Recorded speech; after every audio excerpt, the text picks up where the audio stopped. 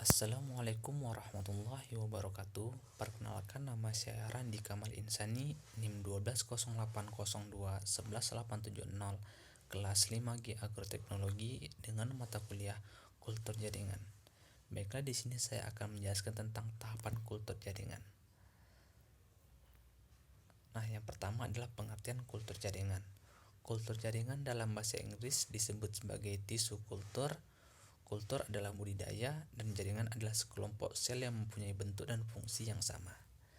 Dengan demikian, kultur jaringan dapat berarti membudidayakan suatu jaringan tanaman menjadi tanaman baru yang mempunyai sifat sama seperti induknya. Selanjutnya adalah tahapan pembuatan kultur jaringan. Yang pertama adalah pembuatan media, yang kedua adalah inisiasi, yang ketiga adalah sterilisasi, yang keempat adalah multiplikasi, yang keenam adalah pengakaran, dan yang ketujuh adalah aklimatisasi. Yang pertama adalah media. Media merupakan faktor penentu dalam perbanyakan dengan kultur jaringan. Yang kedua adalah inisiasi. Inisiasi adalah pengambilan ekspan, irisan sel atau jaringan tanaman dari bagian tanaman yang akan dikulturkan. Yang ketiga adalah sterilisasi. Sterilisasi bahwa segala kegiatan dalam kultur jaringan harus dilakukan di tempat yang steril, yaitu di laminar flow, dan menggunakan alat-alat yang steril juga. Yang keempat adalah multiplikasi. Multiplikasi adalah kegiatan memperbanyak calon tanaman dengan menanam ekspan pada media. Yang kelima adalah pengakaran. Pengakaran adalah fase di mana ekspan akan menunjukkan adanya pertumbuhan akar yang menandai bahwa proses kultur jaringan yang dilakukan mulai berjalan dengan baik. Dan yang keenam adalah aklimatisasi. Aklimatisasi adalah kegiatan memindahkan ekspan keluar dari ruang aseptik ke bedengan. Selanjutnya adalah tahapan kultur jaringan. Yang pertama adalah potong melintang wortel. Kemudian pada bagian wortel itu ada area untuk pengambilan sel.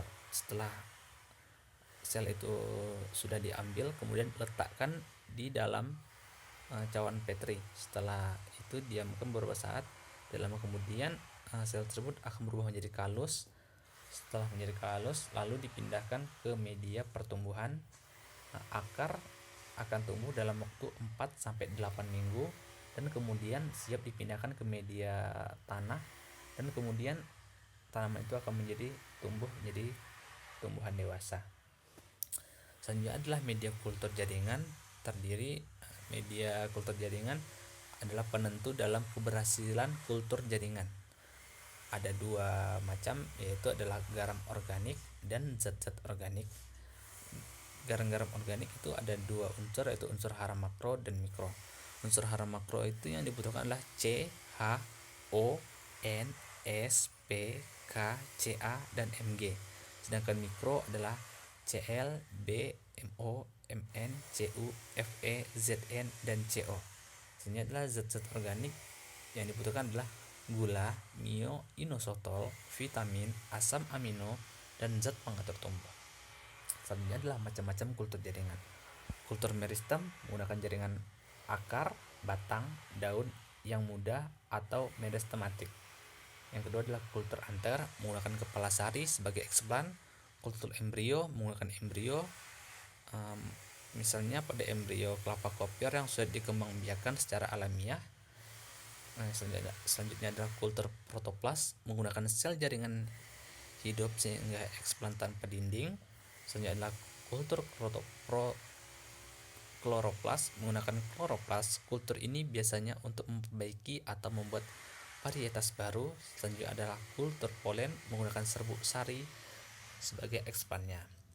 Selanjutnya adalah beberapa masalah dan kendala melakukan kultur jaringan. Yang pertama adalah pencoklatan atau browning. Adalah suatu karakter munculnya warna coklat atau hitam yang sering membuat tidak terjadinya pertumbuhan dan perkembangan ekspan. Selanjutnya adalah vitrifikasi adalah suatu istilah problem pada kultur yang ditandai dengan munculnya pertumbuhan yang tidak normal.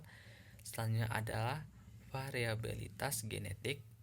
Bila kultur jaringan digunakan untuk upaya perbanyakan tanaman yang seragam dalam jumlah yang banyak, dan bukan sebagai upaya pemulihan tanaman, maka variasi genetik adalah kendala.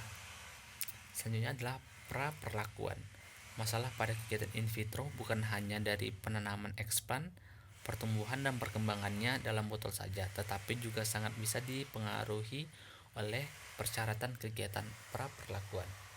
Dan yang terakhir adalah kekurangan dan kelebihan kultur jaringan. Kekurangannya itu bibit hasil kultur jaringan sangat rentan terhadap hama, penyakit, dan udara luar. Selanjutnya adalah bagi orang tertentu, cara kultur jaringan dinilai mahal dan sangat sulit. Selanjutnya adalah membutuhkan modal investasi awal yang tinggi untuk bangunan seperti laboratorium khusus dan peralatan dan perlengkapan. Selanjutnya diperlukan persiapan SDM yang handal untuk mengerjakan perbanyakan kultur jaringan agar dapat memperoleh hasil yang memuaskan. Selanjutnya adalah produk kultur jaringan pada akarnya kurang kokoh. Kelebihan dari kultur jaringan adalah bibit yang yang dihasilkan dapat berjumlah banyak dan dalam waktu yang singkat. Selanjutnya adalah sifatnya tuh identik dengan induknya. Selanjutnya dapat diperoleh melalui sifat yang dikehendaki. Misalnya metabolit sekunder tanaman segera didapatkan tanpa perlu menggunakan tanaman dewasa. Mungkin hanya itu yang dapat saya sampaikan, kurang lebihnya saya mohon maaf.